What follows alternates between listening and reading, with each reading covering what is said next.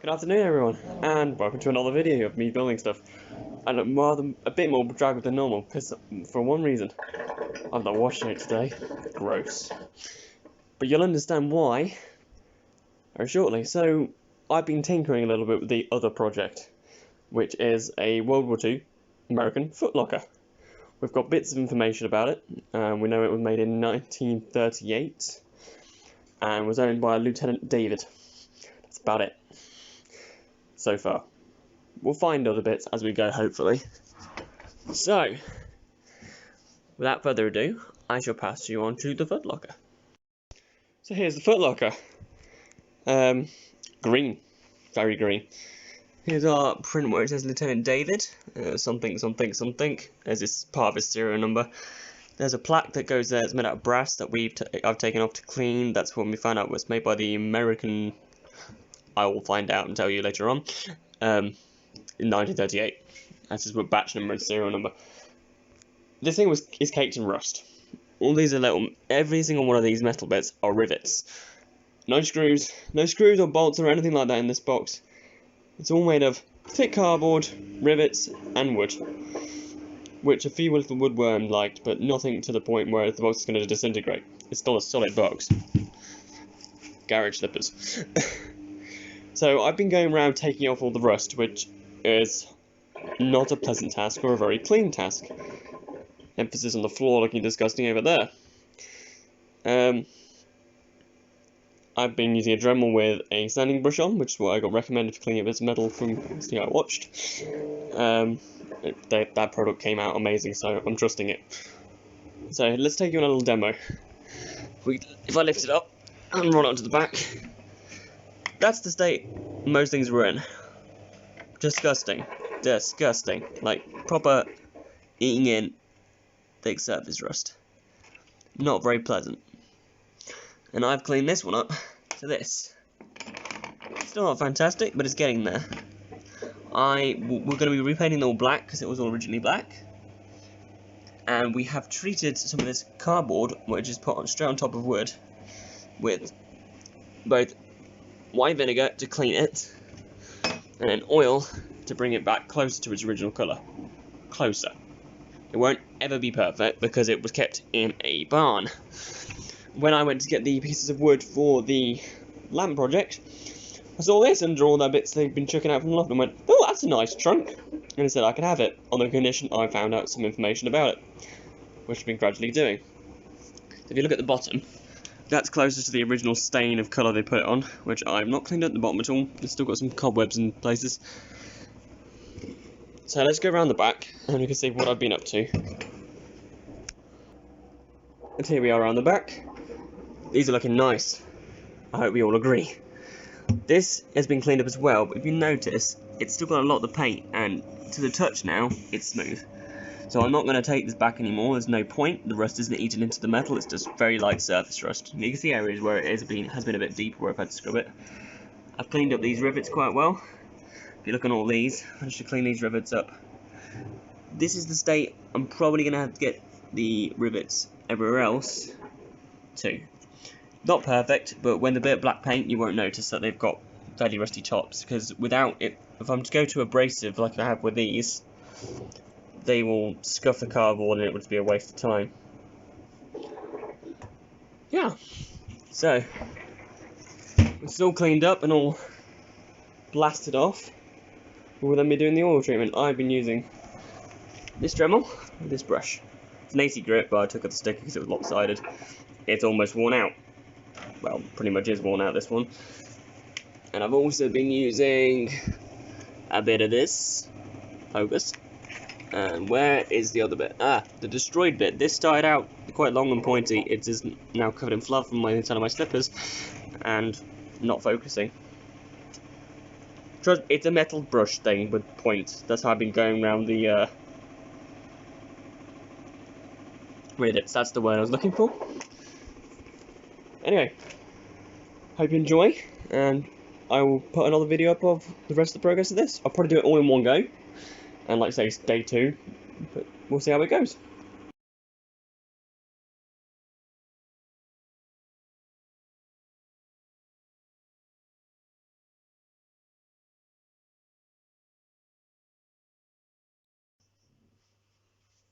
Hello. Yeah, this is the joys of having to film everything yourself. You have to prop up a camera and pray you're actually in frame. So I've been cracking on with this today. As you can see, both latches are now cleaned up. This one, my god, the rust must have really got like that latch, but it functions a lot better than it did now, and hopefully with a bit of painting, we'll be able to tell the difference at all. I'm working on the front right now. This side's barely touched, and I've almost done the right hand side. So hopefully I'll get 99% of it done today, and then all I'll have to do is clean up all the rivets, which is not a fun task, because if I slip, I hit the card that covers everything, and obviously by doing that I'll gouge big holes in it and nasty scratches, which I've done a few times already, but as I had to avoid. So here's a bit of B-roll on the Dremeling sound that we cut out.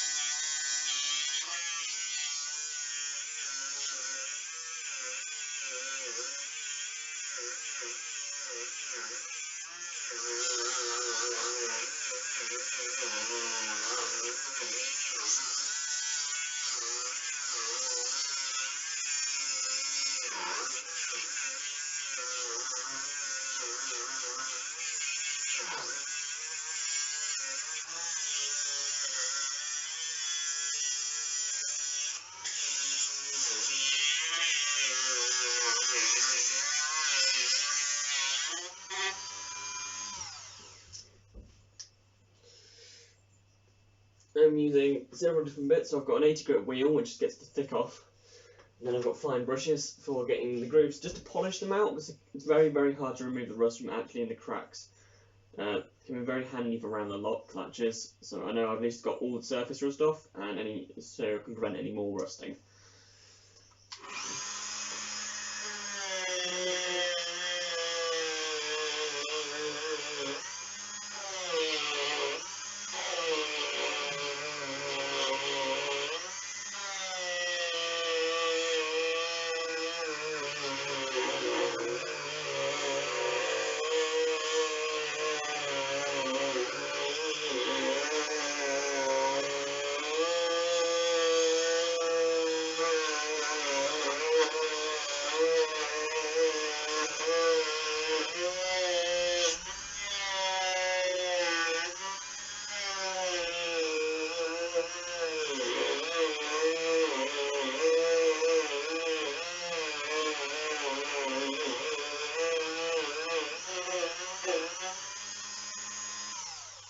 It's looking nice.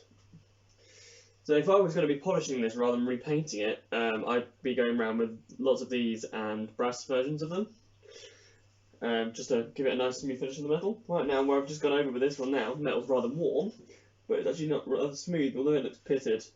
That's probably just mostly discoloration and a few tiny pits that are aesthetic.